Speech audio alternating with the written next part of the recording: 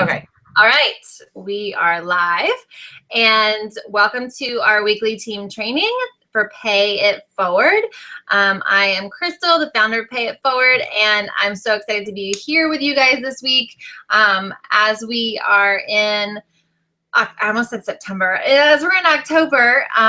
Often people start to slow down in their business because they don't prioritize it, and they start to focus on the holidays and everything else that comes along with it. And so we are trying to rally everybody together and prove that you can have a great, successful last quarter of the year. And so I wanted to bring in Kristen today because she has been moving and shaking and doing all kinds of amazing things, really taking initiative. She just recently hit diamond rank, and she's cruising on up, soon to be 1-star, and just moving on up and doing big things. And I've taken notice of her. She's actually, what is it? Like, you're 1, 2, 3, 4 below me in the downline. But when people are doing things, you notice what's going on or whatever. And she's been in our diamond push group, and obviously she made it happen. And I just really wanted to get to know her personally, and I wanted you guys to share in any insights and tips that she can share with you, because she has been having some great success. And I know that you all could benefit from what she has to offer. So just let's get started. And the first thing I would like to know is basically, Kristen, how did you get started and what is your story? So I kind of have a roundabout story because I didn't come on right away as a coach. I actually kind of tinkered with different programs from Beachbody, like as far back as 5 or 6 years ago, when my husband and I first moved into our house. And I remember he had P90X, which I really didn't even know what it was. I just knew it was this thing, P90X in a box. And he would come down to the basement and try to do it. And so I was trying to get fit. I wasn't part of a gym at that time. I've always been active, but really wanted to just kind of like make a routine of it. So I started P90X, which I really, really liked. At that point in time, mentally, I wasn't in a place where I was like completing the whole program, but I knew that I really liked it. So then fast forward like 4 years, and I had my older daughter, who's now 2. And after I had her, I started doing Insanity, which ironically enough, we also had around the house because my husband had these things. He's an athlete for a living. And so we had Insanity, and Insanity was the first program where I realized that home workouts and fitness and DVDs can work and you can get results, because I'm a runner. And it was super, super cold that winter, and I could not bring my daughter outside. So I had to turn to something else, and I had to make it work. So I started with Insanity, and I really felt like I got like in shape, and I really, really like it. I got so addicted that I would bring it with me on vacations, and I really, really enjoyed the program. So I knew I wanted to continue that format for my fitness going forward. However, after I had my second daughter, so we're fast forwarding another 1.5 years, I knew that I needed something just as effective, but much, much shorter in duration, because I just couldn't do the 45 minutes to an hour that the Insanity workouts were. But I liked the pace of it. I liked that it was cardio, that it was resistance, all of that good stuff. So I had been seeing online a lot of 21-day fix posts, people out there. One of my best girlfriends and my roommates from college was doing that, and she had become a coach. She had approached me multiple times throughout my pregnancy, actually. And at that time, I was kind of like, well, I'm pregnant. I'm not going to start this right now. But I would say probably as much as when I was in my 7th or 8th month, I already knew. I already had in my mind, I'm doing it. I just need to order it and pop the baby out. So I had my daughter and started the program 6 weeks postpartum and really never looked back. So after that first round, during the first round, I committed myself. I knew that this is it. I'm going to make it happen. I didn't do any cheats. I was super strict with my workouts. I wanted to lose the baby weight. I was driven to do that. And, I lost like 7.5 pounds almost in 10 inches after that first round. And I was like, I'm doing this again. And not only am I doing this again, but I'm going to sign on as a coach at the same time. So after that first round, I had joined my roommate who brought me in as my coach sponsor. And I joined as a coach at that point. And honestly, really, I've just never looked back. But I felt really, really confident because I had experience with the program and I was able to move forward. And I also was super passionate about it because at that point I was like, this thing works. So that's kind of how I came onto the coaching side of it and to Beachbody in general. Awesome. Yeah. So you were a product of the product. That's also often where a lot of it starts. So great. Okay. So business oriented, like business wise, what would you consider your strengths and what would you consider your weaknesses within the actual business? And then as far as the weaknesses are concerned, how have you or how are you overcoming those? So I think one of my strengths is actually something that you just mentioned. I am proof of the product. And along with that, I think that I should mention that I am a pediatric registered nurse, but I have a history. I was a pharmaceutical sales rep for almost 4 years as well. So I come from a sales corporate background as well. And for me, one of the reasons why I'm so passionate about this is A, because I know it works, and B, getting back to my strengths, I think I'm able to share it and be relatable to people, and also real. I've come from a corporate background. I've come from sales. I didn't love it, which is obviously why I moved on to nursing and now coaching, because I really, at the end of the day, like helping people, and I don't want to feel like I'm salesy. And I feel like one of my strengths in this is that I'm not constantly selling. I don't feel like I have to do that, because I feel like when people have a natural conversation with me, they can sense how passionate I am about the workouts, the lifestyle, everything that we stand for. So I do think that being consistent myself with the program has been a strength, but also just sharing and telling my story in a very relatable way, I think has so far helped with some of the success I've seen so far, and I hope that it will continue to propel me forward. But also just being real with people in the process. I don't try to give them scripts or messages or, details, as we used to say in the sales world. I don't try to do any of that. I just try to tell them my story. Another strength that I think I have in the business world is that I'm type A and very, very organized. So I like to keep lists. I like to keep spreadsheets of everything from my clients to my potential coaches to my any other kind of prospects that I have, but also just from like a business standpoint, I also keep lists. My team thinks I'm crazy, but from day one, I've kept lists of like all of my investments and everything that I need from the business side of it. So I think that's actually kept me kind of in check as I go along, so that I'm not driving myself nuts, feeling really, really disorganized. And then weaknesses. Okay, so areas of opportunity, shall we say.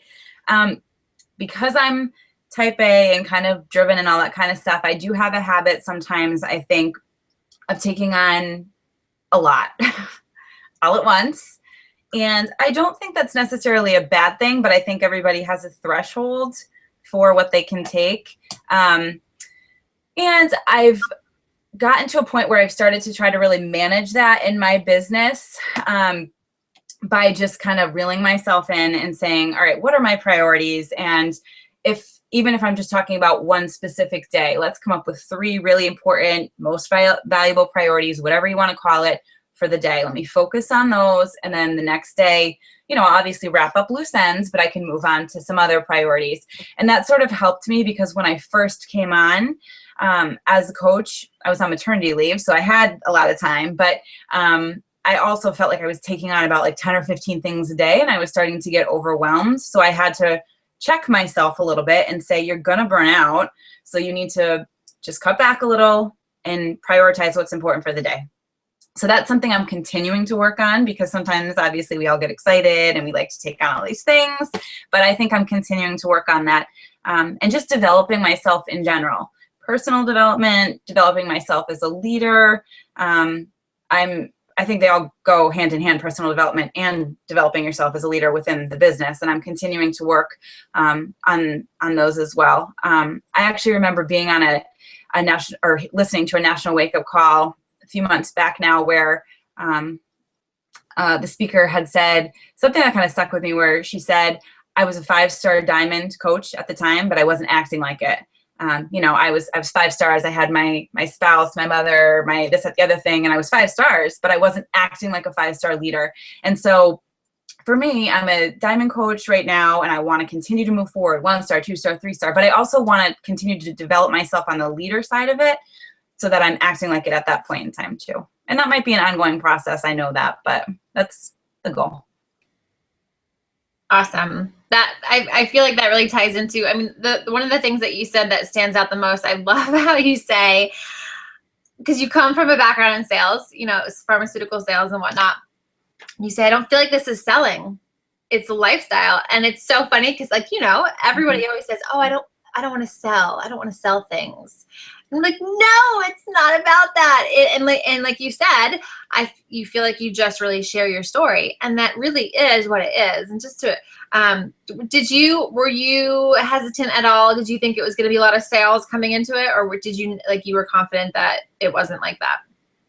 I think coming into it, I didn't really think it was going to be sales, which I do hear a lot from people. I don't want to sell, and even colleagues, like, I don't want to come off too strong. And for me, I just felt like I was one of those people where I was already posting on Facebook about the 21-day fix and about my journey. Even before I became on as a coach, I was like one of those people that was literally like 21-day fix approved, because I was so excited and I believed in it as I was doing it. Yeah. So I kind of already had a taste just from those posts, people reaching out to me and being like, what the heck are you doing? And they're messaging me. So I already kind of had a sense that was how it's going to be. And was I a little bit nervous that people were going to think I was selling? I maybe a little bit, but I kind of had already had a taste of just the natural conversation that progresses from what we do. So. Mm-hmm. Yeah, I just thought that was a really good point, because so many people, typically think the opposite of what you were saying. You're like, oh, I didn't think this was selling at all. And people always are so hesitant about that. So I thought that was a really great point. And then speaking of, you're talking about, it's funny because I'm very much a type A person too. I'm very much like that. Are you a red? I'm curious. Are you in like the red? Yeah. Yeah. No surprise. So moving on to that then, because that kind of goes into, you're talking about time management and all of that kind of stuff.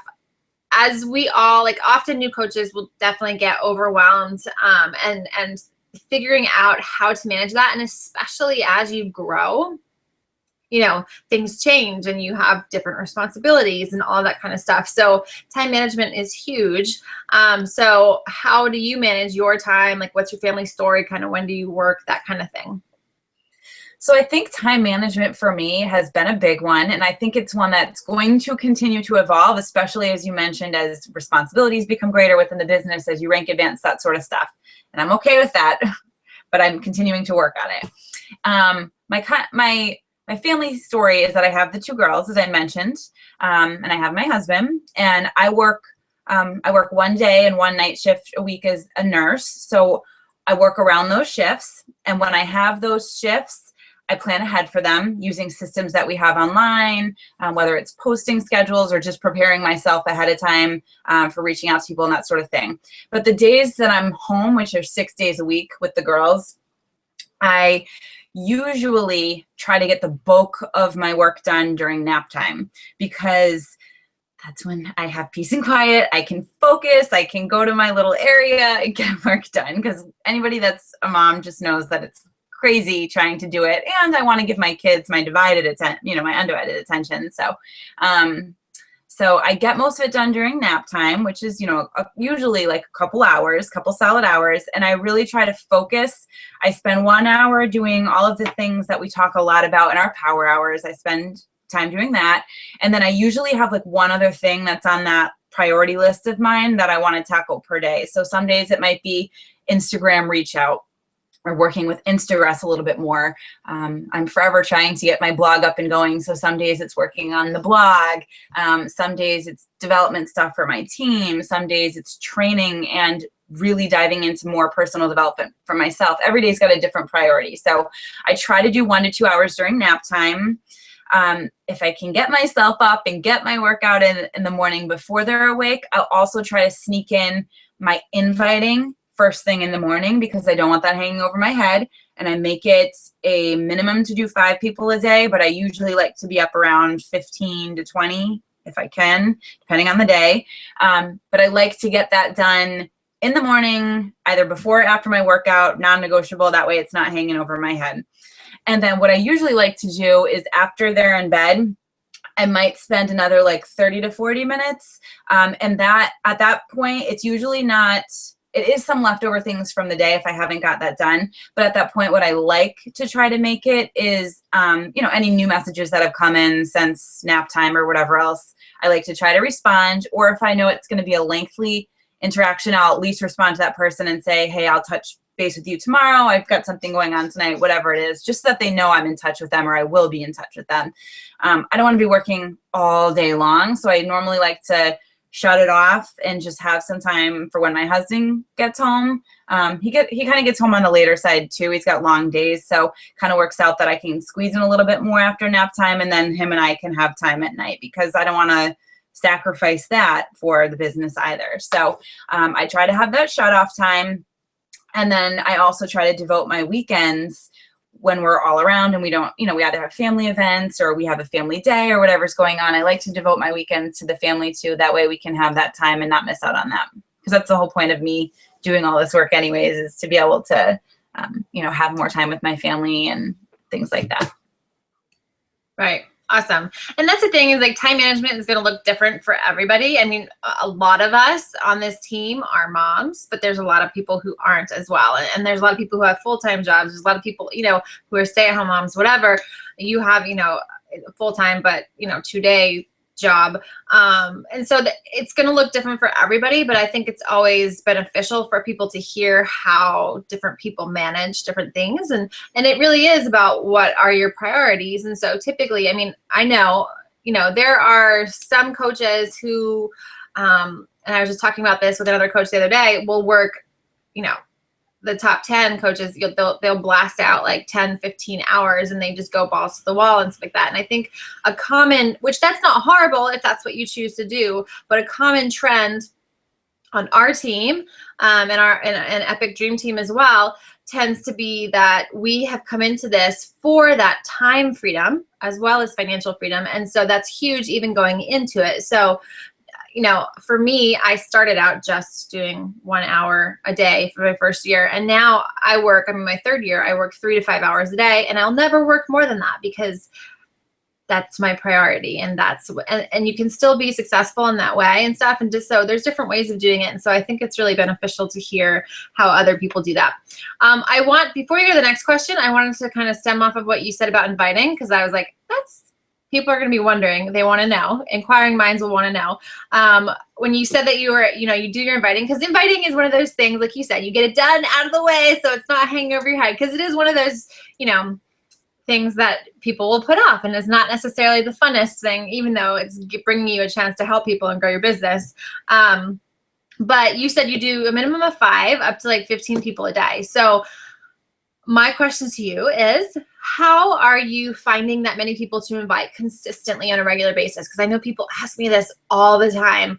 And they always say, how do I find more people? And obviously you're networking, but like, can you give me like a brief description of the process of how you do that?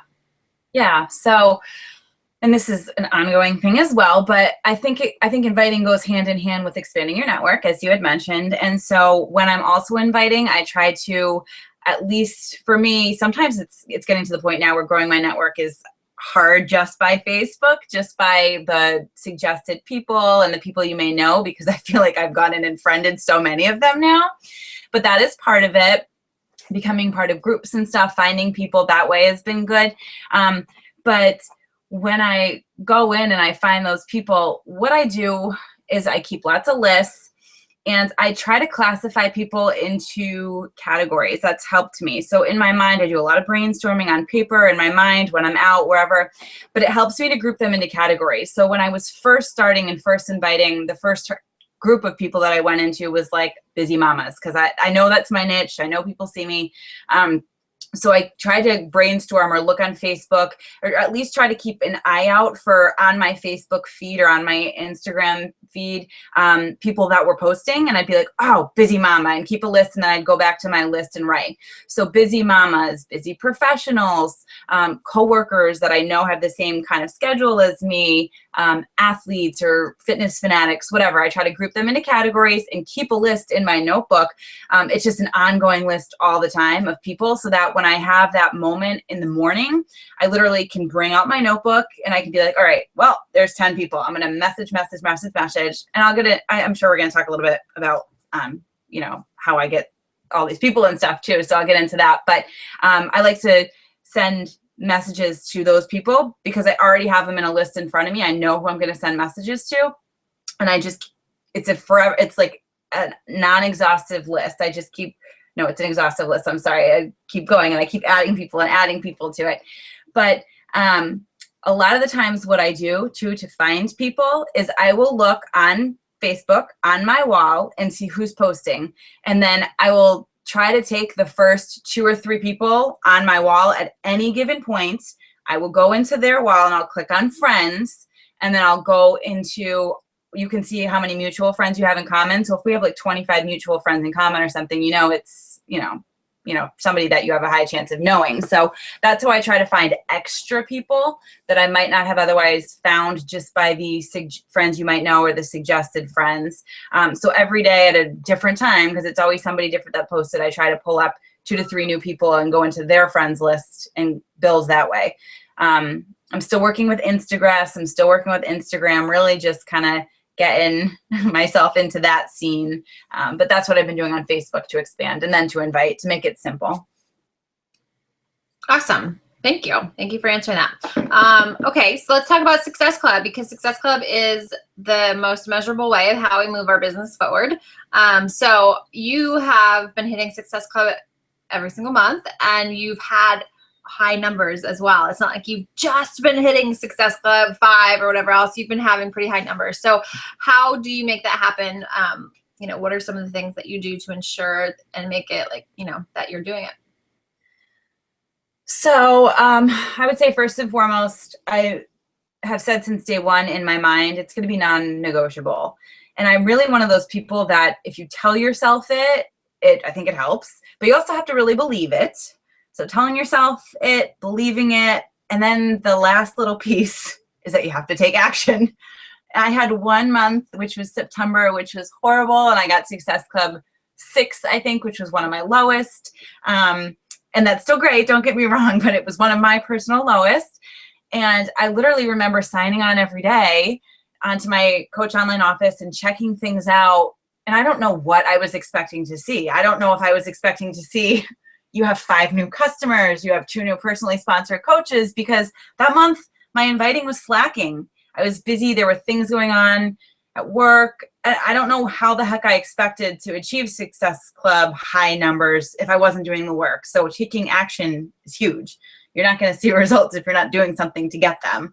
So for me, getting Success Club, and that's why it's October 18th. I'm at Success Club 22 right now, because I have made it, after last month, getting by the skin of my teeth, it's not happening. So I had to pick up the inviting. And that's where, as I was just talking about previously in the last question, having a minimum of invites per day. I fully believe in forming. I fully believe in creating a relationship with people, but I think I kind of do it a little bit differently than maybe some people. I know a lot of people reach out and start the forming process. I find myself a lot of the times reaching out to those categories that I talked about, reaching out to those people with a very simple message. And I try to work smart, not hard. So I do copy and paste it a lot and send it to those people, but I personalize it for each one of them because I've looked back and done some research on their profile. But I send them a very simple message, offering them if they want to learn more about a program. And it's very simple. It literally says something like, hey, I know it's been a little while. If it has been a little while, if it hasn't, obviously that's not applicable. I hope you're doing well. Your son or daughter, or whatever it is super, super cute, adorable, getting big, or congratulations on the wedding, whatever it is. And then I just send him a little something that said, I'm recently taken on this new Beachbody coaching endeavor. I absolutely love it. I've done several of the programs, tested them out. I found success in them, and I was just brainstorming friends that I really thought would benefit from this, just because I know what a very busy life is like. And I kind of send them that message saying, if you're interested in hearing any more details about it, I'd love to share that with you, see if it fits in your life, and also sort of catch up because it's been a while. So I kind of fit the forming in there, and then that's it. And then I just say, hope to hear from you, Kristen. But in the very beginning, I will tell you, I was not doing that. I felt like I was word vomiting a lot on people, sending this long, lengthy message out, and I wasn't getting as many responses. I would say probably 85% of the people that I send messages to respond now. And I think it's because I always leave like a dangler. I always leave like a little carrot. Like, do you want to learn more? Is this something that sounds like it would fit into your life? I know it's worked for me with my busy life and my girls at home. I leave a little dangler that kind of like draws them in and they want to learn more. So just the pure fact that I'm putting it out there in large numbers for inviting, I think a lot of those people turn around and they come back, and not all of them say yes, but at least if they say no, I always continue to follow up and engage and say, thank you so much for your response. I'm happy to hear you have a routine that works for you. I'm always around. And I was wondering actually if you had anybody that you thought might be interested in this. So I kind of like sort of stem off it. And then I've gotten a lot of referrals that way too, which has kind of been nice. But I always just try to keep the engagement going. But I honestly don't think that if I didn't put the message out there to as many people as I did, then I probably wouldn't have that many people follow up and then have my Success Club numbers be so high. But I also think one of the big things that in my first couple months I really needed to work on, and I'm still continuing to work on, but is follow-up. Because if somebody says, yes, this sounds like it's good for me, yes, I want more information, a lot of the times I think it's really easy to respond. And then if they don't respond, to just sort of let it go. Oh, they're not interested, or whatever the case may be. But so what I like to do is I like to every like week or so, I like to go back through all of my messages, through all of my notes in my notebook and on my computer, and where did we leave off with people? And I like to follow up with them and say, hey, we talked about this. You expressed some interest. Did you want to move forward? Where can we go from here? Did you have any questions? Because a lot of those follow-ups are actually what closes the deal. So I think that's how I've been able to increase my Success Club and sort of keep everything in motion. Awesome.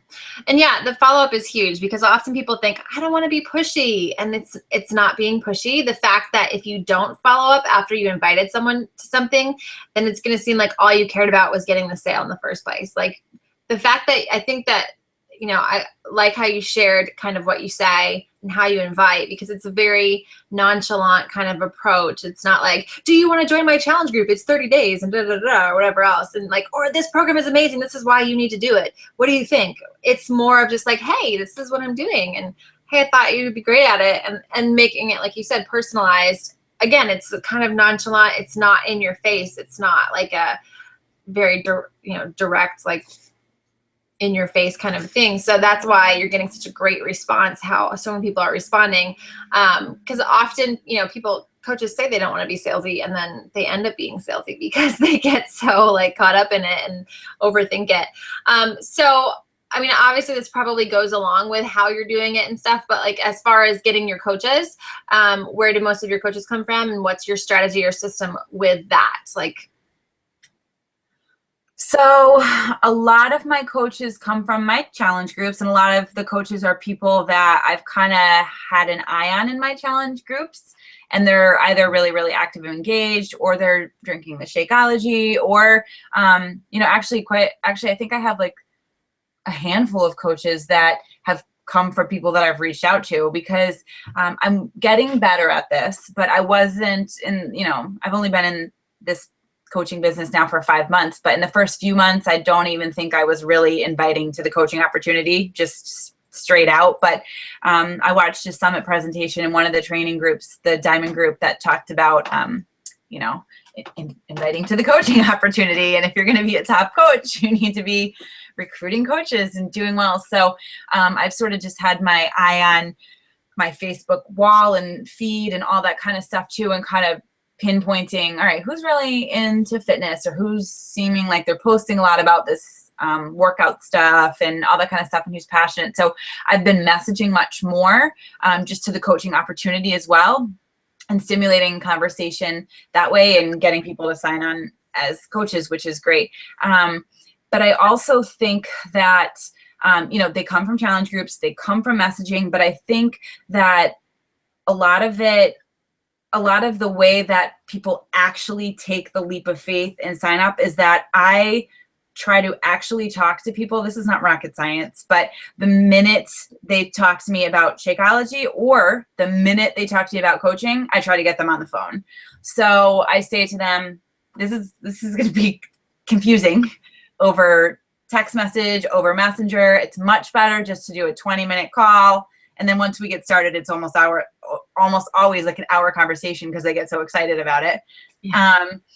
So I try to get them on the phone because, again, when they can hear my passion, when I can give them immediate answers to their questions, I feel like they feel much more confident. There's a huge difference between trying to relay all of the details over some sort of electronic device or internet or whatever, and just being able to talk through it. Because when people get that immediate gratification and they feel confident and they trust you, which they do usually much easier over the phone when they can actually hear you, see you, whatever it is.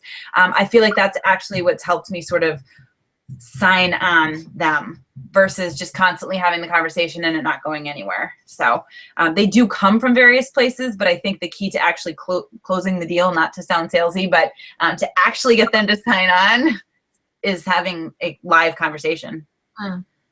Okay. Awesome. Okay. So how's the transition been for you? Because I know, you've been doing this for 5 months now. That's not that long of a time, but at the same time, you've built, a lot of coaches underneath you. You've built a pretty solid diamond, and you're moving forward and going that way. So how's the transition been for you from being like a coach to a leader, and any tips that you might have for that transition? Yeah. So I think the transition for me was pretty natural. I felt like I sort of launched myself into the business. I never had any intention of coming on as a discount coach. I wanted to make things happen. So I sort of like launched myself in, and that was my mindset for every aspect of the coaching business. I took it upon myself to educate myself. I wasn't afraid to jump in. I think a lot of people hold themselves back sometimes. So I knew that I wanted to jump in wholeheartedly and develop my team, build my team. And I knew, like, how am I going to rank advance, and how am I going to go up as a coach if I'm not being a leader? And I think it was a natural transition for me because every role I've had in my life, college, extracurriculars, when I was in sales, I was a specialty rep, which was a leadership position. In my nursing field, and now in Beachbody, I feel like I like to take that role, and I like to educate myself and push myself to develop myself and develop whoever else is around me. So usually I'm either working in a partner situation or I'm working with a team, and I want to better myself, obviously, but if I'm learning something and I'm getting ideas and doing that, I like to share those and help the people around me too. Mm-hmm. So I think the transition itself was pretty natural. As far as having tips for people, I think I talked a little bit about educating yourself, but I would say definitely educate yourself. And by that, I mean, I am taking the initiative myself, and I have since day one. I had a great coach sponsor, but I feel like I also took the initiative a lot myself, which going on to Pinterest and, looking up how to develop yourself as a coach, best practices, running challenge groups, coach opportunity, having conversations with people, what not to do. I have like a separate secret little folder for Beachbody coaching where I just research. I like to, in my spare time when I have it, look at YouTube videos of top coaches, and I self-admittedly stalk many of them on Facebook and just see what they're posting and how they're doing it. I go back into the files of our team, the Pay It Forward team, and the Epic Dream team files. I look at those files and I kind of bring myself through the basics, because the more you know, the more developed you'll be. But I also mentioned I wasn't afraid to do it, and part of that is, I also wasn't afraid to fail because every failure that I've had has been an opportunity to learn. So at least if I fail at something, I can come back to my team and say, okay, don't do that. It doesn't work. Or this is the way to do it better next time. So I think not being afraid and not holding yourself back is really good. And also set the tone as a leader from as early as you possibly can. In every aspect of my life, I try to do that. But again, in the diamond training that I was part of, the 6-week diamond training, I also thought it was really, really, it left a lasting impression on me. One of the daily posts that said, get a group up and running, get your own group up and running, set that tone as a leader from the get-go. And that day after that post, I went on and I created my own team. And yes, I'm part of the bigger teams and everything, but I created my own team. I think it only had like 10 coaches in it at the time. And now we're in the 20s or 30s, the mid 20s to 30s, still a long way to go. But from that moment, I wanted people to know you're under me, personally sponsored on my team. You're coaches of my personally sponsored, we're building our downline. But I want people to feel my presence as a coach and as a leader. So that really stuck with me. And even if you have 2 coaches, heck, make your own little team. That's fine. It'll grow, it'll build, and if nothing else, you'll continue to develop yourself as a leader. Awesome. I love all these tips. This is great stuff. Okay, so last 2 questions. Knowing what you know now, what advice would you go back and give yourself as a new coach? Okay, so I would say, thinking about my beginning and everything and just taking on a lot at once, there was a lot of what I learn and hear and all this stuff comes from the wake-up calls and YouTube and trainings that I've done, because I take them to heart and I try to follow them. So one that I think is kind of applicable to this one was a national wake-up call, and it was not a recent one. I think it was from like 2012 or 13 or something, because I also like to go back and catch up on them when I'm out running or doing whatever I'm doing, or when I'm doing the 21-day fix, since I know all those moves by heart now. I listen to a wake-up call. This one comes from that, where it was talking about setting a sustainable pace for your business, because I think in the beginning I was having a lot of ups and downs, and I probably always will, but I think I was on the gas pedal so much and taking on so much, like I said, that I was feeling a little burnt out, several times, up and down. And so I think one of the best things you could probably do coming on, or that I could have done and I'm trying to do moving forward, is kind of set that pace that I can maintain for the long haul. Because if I'm constantly like 100 miles an hour, I might burn out. If I can just reel it back and do, and there will be times when I push a little further, push a little heavier on the pedal. But overall, if I can just set a pace that will, bring me all the way, I think that's going to benefit me better. And I think it would benefit any new coach coming on. Don't try to burn yourself out from the get-go. Otherwise, I think that's why so many coaches give it a month or 2 and then say, I can't do this. I'm not seeing the results right away, whatever it is. You don't want to do that. You want to make it a pace that you can really grow your business and also be happy doing it. And then the other thing I would say is going back to the goals and the priorities and all that, set realistic expectations, set realistic goals, and hold yourself accountable for them. Because I think I was holding myself pretty well accountable for my daily goals. I need to get this, and this done. But I really wasn't holding myself accountable for weekly goals. Or for monthly goals, quarterly goals, whatever it is. But I think having that will help push you further. It'll make you, every week now in our diamond group, we have a weekly, I need to get this, and this. And guess what? I'm still not there. I'm at Success Club 22 and I want to be at Success Club 25 by the end of the weekend. But it's 5:30 Eastern time. I've got till midnight to make that happen. So having a weekly goal, I think, helps. Awesome. Okay, great.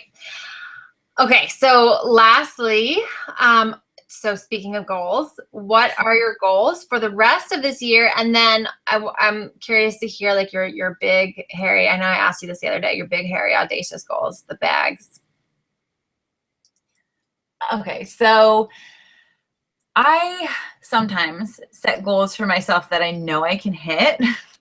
There's really no fun in that because if you know you can hit them, then it's kind of like anticlimactic. So I am setting a goal for the end of the year for 2-star diamond. And I'd like that to happen. I'm hoping that 1-star could happen, and I could have very easily said just 1-star, but I think that 2-star will be a push and a challenge, and so that's what I'd like to happen by the end of the year. I'd also, from now moving forward, like to hit a minimum of 5 to 10 coaches for recruitment a month. I think I've been sort of in the 2 to 4 coaches. Some months it's been 5 or 6, but that's not the norm. So I'd like 5 to 10, which means I'm going to have to amp up my inviting even more. But so 2-star diamond, recruit 5 to 10 coaches a month to the end of the year and moving beyond. And I also want to continue to develop myself as a leader and my brand for my my blog, my Instagram, my coach page. I sort of want to continue to develop that. And then my big, hairy, scary, audacious goals. I mean, heck, who doesn't want to see themselves as part of the top 10 elite coaches? I mean, come on. So I'd like to see myself as a top 10 coach, part of the Millionaire Club, picture somewhere in corporate, would love that. I also would love, I listen to all these national wake-up calls. I watch all these summit presentations. I would love to someday see myself on summit giving a presentation or doing a national wake-up call. Not because I want to hear myself talk, but because I would like to think that means that I've moved my business and I've developed myself as a leader if I get to that point. So I'd like that to happen. And then for my family, I do love working as a pediatric nurse. I don't know that there'll ever be a time where I'll fully leave that, but I would love to be able to go per diem, completely replace my, now I'm part-time, but I'd like to completely replace that and give myself, the financial flexibility without feeling like I have to have that job. My husband has his own goals. He has his own things that he wants to do with his business and his life. But at the same time, he works a lot of hours, long hours. And I would love to be able to put us in a position where he can cut back on his hours if he wants. He doesn't have to work as hard, as long, because he does a very physical job. So that's kind of my goal, is to put our family in a place where we have the financial flexibility to just make choices for what we want. Do I want to go per diem at the hospital? Do you want to cut back on your hours? Do we want to do those jobs because we love them and not because we have to do them? So I think that's kind of the goal long term. I love it. Love it. I love hearing that kind of stuff. And when you're telling me, especially, because this is really my first time really truly having, an extended conversation with you. So I'm excited to be able to get to know you on a personal level, with everybody else learning as well. But what really stood out to me was when you were talking about your lists and your systems and all of that kind of stuff, and how you've started that from day one. And I was like, that is Melanie Mitchell right there, to a T, like all the way. And I was like, and for those of you who don't know who that is, that's the top coach as of last year, and still currently as of this year too. So I see big things happening for you, Kristen, and I'm really excited that you're on the team. And I just really appreciate that you took the time out to share with everybody. And to give some insight into how you accomplish things and how you make this business work for you and what you do with it. And so I appreciate that. And if anybody has any questions, don't hesitate to post them below, and she or I will get them answered, and we will see you next time.